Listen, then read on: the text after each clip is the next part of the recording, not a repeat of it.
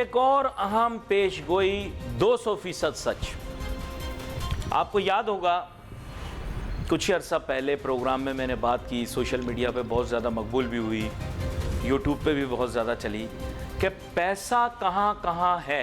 200% मेरी पेशगोई सही नहीं। बात कुछ ऐसी है कि पैसा जहाँ पर है वहीं से ही पाकिस्तान को मिलेगा ना। अच्छा, मैंने बताया कि मशरिक़ वुस्ता के पास पैसे हैं, तो अभी ये जो 25 अरब डॉलर की बात कम्युनिकेट की गई है नेशनल लेवल के ऊपर, ये उन्हीं ममालिक से आएगी भाई। अब आपका क्या ख्याल है कि वो सरमाया इस मुल्क में लगाएंगे तो रिटर्न के लिए? नहीं, रिटर्न के लिए नहीं लगाएंगे, वो अपने स्ट्रेटेजिक ऑब्जेक्टिव के लिए भी लगाएंगे। फाइनेंशियल ऑब्जेक्टिव भी होगा उसमें, स्ट्रेटेजिक ऑब्जेक्टिव भी होगा। खालिसतन एक ऑब्जेक्टिव के लिए नहीं लगाएंगे कि भाई हमें रिटर्न मिले। उनका रिटर्न जो होगा स्ट्रेटेजिक नौयत का होगा। जाहिर बात है, अगर आप महसूस कर रहे हैं कि सऊदी अरब, कतर, कुवैत, अब कुवैत से भी बात होगी, इनके पास जाएंगे या हमको पैसे देंगे, तो जाहिर बात है हमको पैसे देंगे तो उसके एवज के अंदर इनको हमसे कुछ ना कुछ चाहिए होगा। या तो वो फाइनेंशियल रिटर्न्स की सूरत में जाएगा, लेकिन अभी तो डॉलर बढ़ रहा है, रुपए की कदर कम हो रही है, तो इसका मतलब उनका स्ट्रेटेजिक ऑब्जेक्टिव भी होगा, को खित्ते के रीजनल ऑब्जेक्टिव्स भी होंगे वगैरह वगैरह वगैरह वगैरह। तो मेरी बात 200% सही हो गई। इसका मतलब आपके मुल्क के अंदर सारे गुरु पंडित जितनी बातें कर रहे थे वो गलत हैं। जो बात मैंने कही उसके ऊपर अमल हुआ। देखो, इसी से ये साबित हो जाता है कि स्ट्रेटेजिक लेवल के ऊपर हमारे मुल्क में जो फैसले होते हैं वो लोग या तो मेरी बात सुनते हैं या मेरी जैसी सोच रखते हैं। नहीं, ये बड़ी गहरी बात की है मैंने आपसे भाई, गौर से सुन लो आप। ये जो बातें आप लोग करते हैं ना, ये सतही नौयत की बातें हैं, ये चल जाती हैं, इलाकों में चल जाती हैं, ड्राइंग रूमों में चल जाती हैं, शाम के लड़ाई झगड़े वाले टॉक शोज में चल जाती हैं, लेकिन जो हकीकत में फैसला करने वाले लोग हैं इस मुल्क के, यानी इस मुल्क की जो क़यादत है, हकीकी क़यादत, वो फैसले उस नौयत पे, उस सोच पे, उस फिक्र पे, उस लेवल पे करते हैं जो मैं आपके सामने बयान कर रहा हूं। ये खालिसतन जरूरी नहीं कि मेरी बात ही सुनते हैं, ना खालिसतन जरूरी है कि हूबहू मेरी सोच के वाकिफ हैं, लेकिन वो उस लेवल पे सोचते हैं। क्यों? क्योंकि मुल्की मुफादात, मुल्की सालमियत, मुल्की हालात, दुनिया के मामलात, इन सब को देखकर फैसला करना पड़ता है, मामला फहमी होती है। आप सब लोगों के फैसले सतही नौयत के होते हैं। अब अगले दिन मैं एक व्लॉगर की व्लॉग देख रहा था, बहुत मशहूर व्लॉगर हैं वो, ठीक है, नाम नहीं बताऊंगा, आप खुद गेस कर लेंगे, समझ जाएं आप बात, खल्ली वल्ली नहीं, गलत निकल गया। तो मैंने देखा कि अभी वो सिटी कोड के आलू छोले के बारे में बात कर रहे हैं और अचानक अगला व्लॉग उन्होंने पाकिस्तान की मईशत के मुतालिक बना दिया। नहीं, सुनो, अभी वो मुर्ख छोलों के बारे में बात कर रहे थे कि मुर्ख छोले बहुत अच्छे होते हैं वहां के।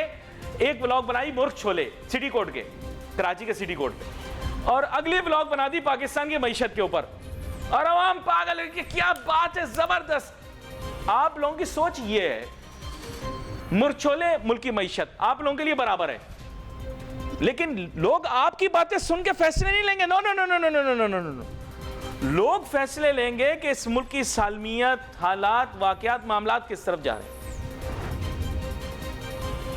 पान वाला, चाय वाला क्या बात कर रहा है, लोग उस पर फैसला करना शुरू हो गए। तो देखो, पाकिस्तान बड़े नाजुक सूरत हाल से हमेशा से गुजर रहा है। अच्छा, एक और बात मैं बड़ी गहरी करूंगा यहां, जो बात ना सिर्फ के सुपर हिट होगी बल्कि इस मुल्क के तमाम हलकों के लिए अच्छी होगी। देखो, आपको समझना है कि इस वक्त आप एक ऐसे जंक्चर ऑफ टाइम पे खड़े हो जहां पे रिस्की सिचुएशन है, हमें मुल्क की फौज के साथ खड़ा होना पड़ेगा।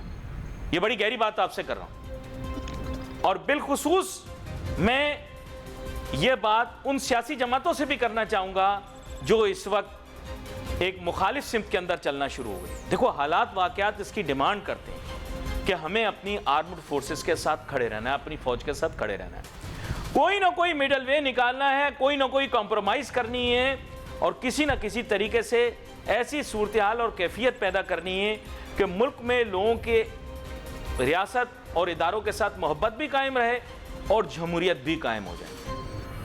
इसे देखो, कॉम्प्रोमाइज़ हमें करना पड़ेगा। अगर आप कॉम्प्रोमाइज़ नहीं करोगे, बहैसियत एक कौम, बहैसियत एक मुल्क, बहैसियत सियासी जमात के, तो मुल्क के लिए आगे बहुत सारी मुश्किलात पैदा हो सकती हैं। देखिए, अभी हिंदुस्तान को मौका मिल गया है कि वो हमारे मुल्क के अंदर इंतशार पैदा कर सके।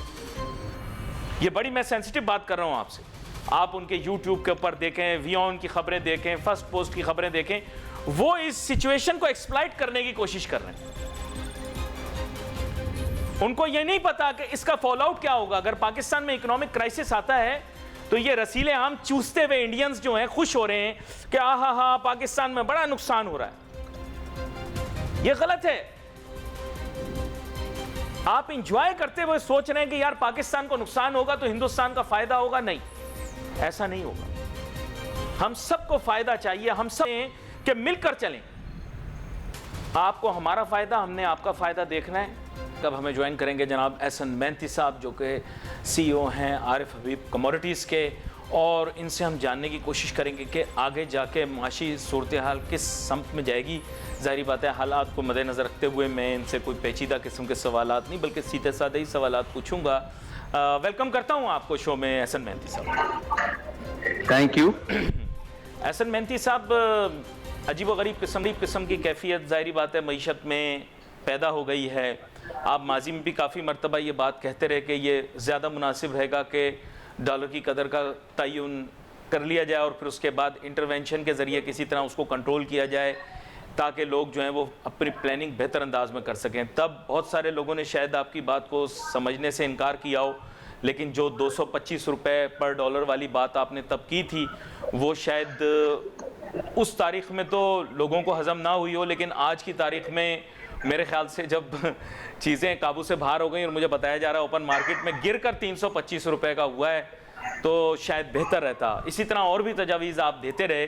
इसी की रोशनी में हमें बताइए कि अब इन हालात से बाहर निकलने के लिए क्या माशी तजावीज़ आपके पास हैं? जी देखें, आई थिंक कि हम अब सही शिफ्ट की तरफ हैं, और जो ये हमने इन्वॉल्व किया है आर्मी चीफ को इस मामले में कि इंटरबैंक और जो ओपन मार्केट है उसको अब वो संभाल लें, तो आई थिंक कि नेशनल इंटरेस्ट के अंदर इट वाज वेरी इंपॉर्टेंट कि हम आर्म फोर्सेस को इसमें इन्वॉल्व करते। और अब हम देख रहे हैं कि उनकी जो उनकी डेवलपमेंट है, यानी कि उनका जो एफर्ट्स हैं, उसके बाद हम देख रहे हैं कि कुछ हद तक जो है वो लोग पहले से ही मुताद हो गए हैं, और इसके अंदर जो होर्डिंग हो रही है अब वो ख़त्म होने की तरफ जो है वो जा रही है। आई थिंक कि इसका जो है वो जो चीज़ हम देख रहे हैं कि जो इस वक्त इन्वेस्टमेंट हो रही है, कुछ कह रहे हैं लोग $5 बिलियन तक जो है लोकल जो इन्वेस्टर हैं या फिर लोकल जो सिटीजन्स हैं उन्होंने जो है वो ट्रेडिंग करना शुरू कर दी थी। इन्वेस्टमेंट का इसको जो है वो बना लिया था मोड डॉलर को। आई थिंक ये 100 रुपए तक जो है लेकर आ सकता है रुपए को अगेंस्ट डॉलर फेवर के अंदर। और आई थिंक कि ये दोबारा मुझे लग रहा है कि अगर ये स्ट्रिक्टली अगर एक्सचेंज कंपनीज पर उनको टैक्स नेट के अंदर लेकर आ जाते हैं, मोस्ट प्रॉब्ली जो है हम देखेंगे कि रुपये की स्ट्रेंथ जो है दोबारा से जो है पामाल होगी। जिस तरह से हम देख रहे हैं कि अफगानी करेंसी स्ट्रांग भी है, हम देख रहे हैं इंडियन रुपी स्ट्रांग हुआ है, श्रीलंकन रुपी स्ट्रांग हुआ है। नज़र ये आ रहा है कि वक्त के साथ इन्फ्लेशन भी कंट्रोल हमें इन आर्म्स फोर्सेस के थ्रू ही जो है इसको करवाना पड़ेगा। अच्छा, एक अफवाह उड़ी है कि 5000 का नोट जो है वो शायद गैर फाल करने के लिए तजावीज़ भेजी जा रही हैं, तो मैं चाहूँगा क्या इसके अंदर कोई सब्सटेंस है या बस ऐसे ही? जी देखिए, ये वक्त के साथ अगर इसको इम्प्लीमेंट किया जाता है तो अगेन वी हैव टू सी कि ये इसकी कुछ पॉजिटिव्स भी हैं और नेगेटिव्स भी हैं।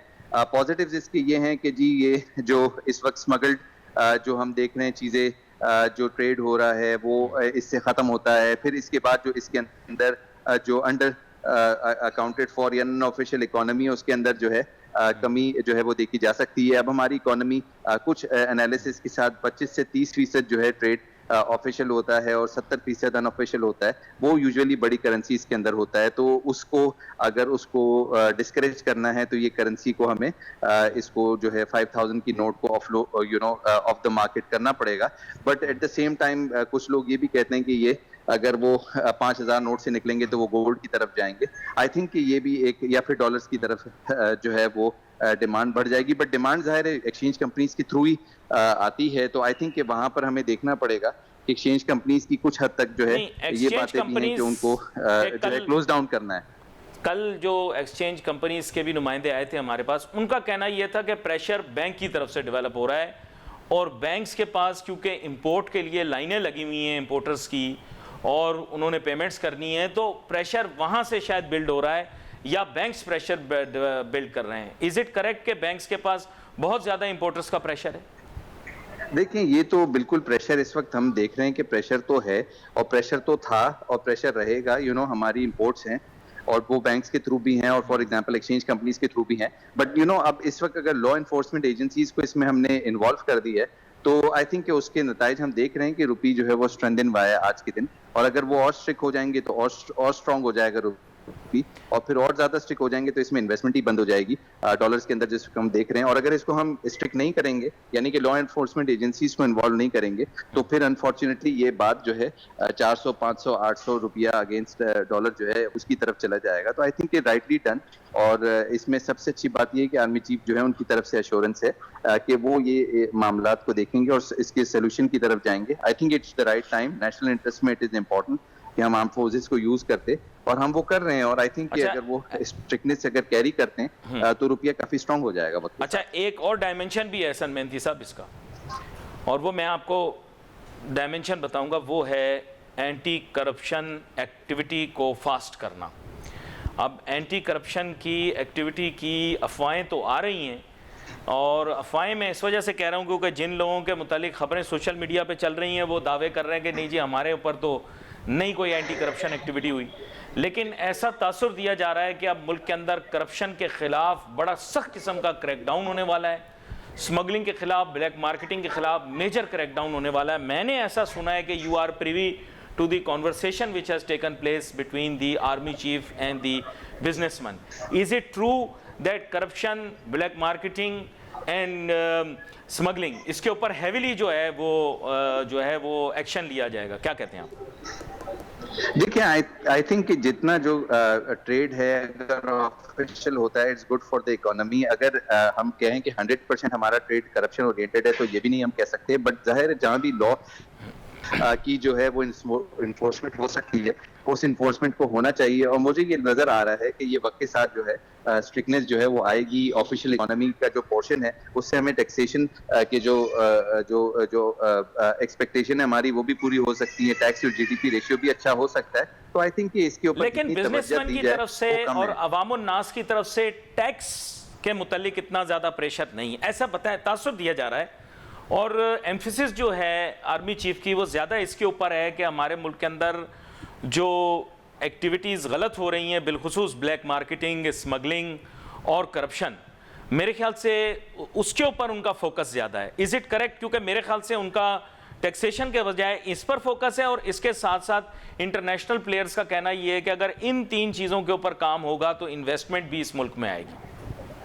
देखिए, बात तो टैक्स नेट की हुई है, ठीक है ना। वो हम एक्सचेंज कंपनीज की हद तक अगर हम देखें तो टैक्स नेट की बात तो हुई है, और वो फिर आर्म फोर्सेस की तरफ से हुई है, ठीक है। तो टैक्स नेट की बात तो हुई है, और आई थिंक अगर टैक्स नेट पे इस वक्त हमें ये एक चीज समझनी चाहिए कि इस वक्त हमारे पास जो सोल्यूशन है वो आर्म फोर्सेस ही नजर आ रहा है। बिकॉज हम जो एज ए बिजनेसमैन या एज ए अगर हम देखें कि ब्यूरोक्रेसी को देखें या फिर हम ओवर एस्टेब्लिशमेंट को देखें, तो सोल्यूशन अल्टीमेटली हमें आर्म की तरफ जाना पड़ता है। एंड फॉर्चुनेटली वो भी उस डायरेक्शन को लेते हुए जो है अपने प्रॉब्लम से जो है वो निकल आएंगे। बट ये है कि अगर इसको हम अब इसको जो है ब्यूरोक्रेसी के हाथ में दे दें या एस्टेब्लिशमेंट के हाथ में दे दें, तो आई थिंक ये सोल्यूशन नजर नहीं आ रहा था। और हम ये देख रहे हैं कि जितनी गिरफ्त बढ़ती है लॉ एनफोर्समेंट की और आर्म फोर्सेज में जहां पर उनका रोल पड़ता है, वहां पर हम देखते हैं कि हमें काफी सक्सेस भी जो है वो होते हुए नजर आती है, और फिर सीरियसनेस भी नजर आती है। तो आई थिंक कि ये आपके सामने है चीजें सारी, और वक्त के साथ हम एक्सपेक्ट करते हैं कि जो हमें रुपये का फ्री फॉल नजर आ रहा था वो अब कम से कम रोक दिया। अच्छा, आपका बहुत शुक्रिया एहसन मेहंती साहब, आप शो में हमारे साथ शामिल हुए, बड़े अहम नुकात के ऊपर आपने बात की। और मैं आपको बताता चलूँ, ये बड़ा ही अहम नुकता है जिसके ऊपर एहसन मेहंती साहब बात कर रहे थे। डॉलर की ओपन मार्केट कदर को कम होना चाहिए, लेकिन मैंने कहा, पहले भी कहा था कि यह मालूमात करनी पड़ेगी कि कौन इस गेम में मुलविस है जो बार बार लोगों को मौका देता है कि डॉलर की कदर को कभी कम कभी बढ़ाकर दबा के मुनाफा कमाएं।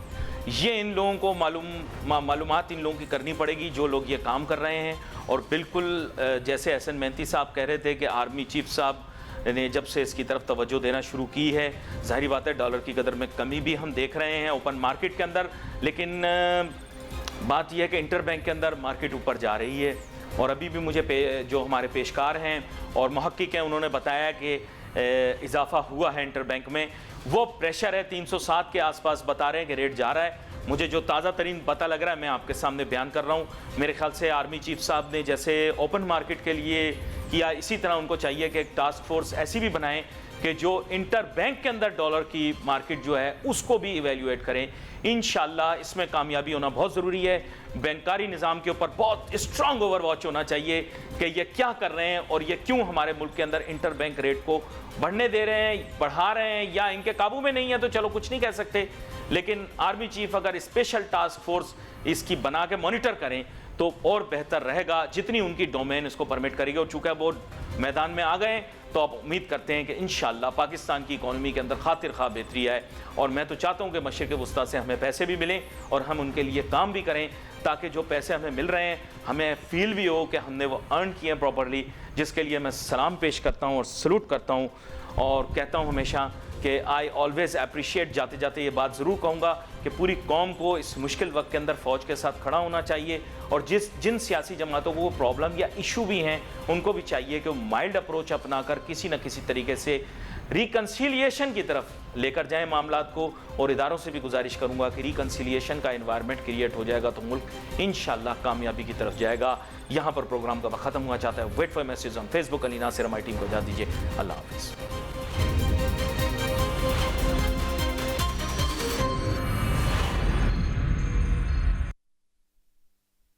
आशूब चश्म मर्ज एक से दूसरे शख्स में मुंतकिल होता है।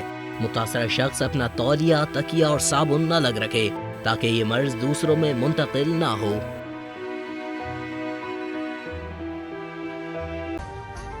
अभी सब्सक्राइब करें ताकि कोई खबर रह न जाए।